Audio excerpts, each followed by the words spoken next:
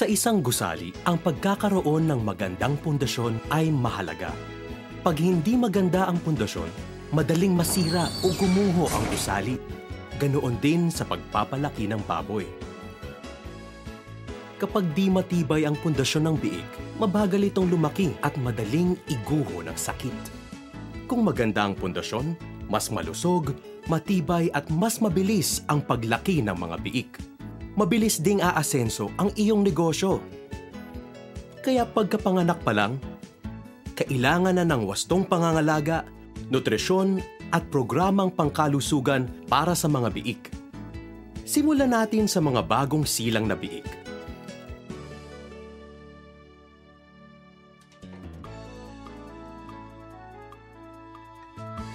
Pagkalabas sa inahin, punasan ang biik ng malinis na basahan.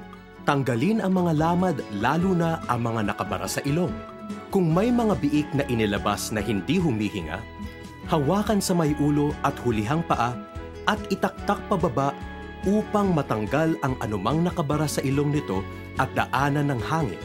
Pagkatapos, talian ang pusod ng biik ng malinis na sinulid mga 1 pulgada ang layo sa katawan. Putulin ang pusod sa pamamagitan ng malinis na gunting o blade. Pahiran ng tintura de yodo o tincture of iodine ang dulo ng pinagputulan upang maiwasan ang impeksyon.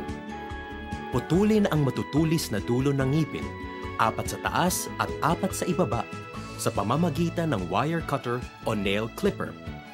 Iwasang masugatan ang gilagid upang maiwasan ang impeksyon. Siguraduhing makinis ang pinagputulan upang hindi masugatan ang inahin sa pagsuso ng mga biik. Putulin ang buntot sa unang araw ng biik upang maiwasan ang pagkakagatan ng mga ito pagsapit ng grower-finisher stage.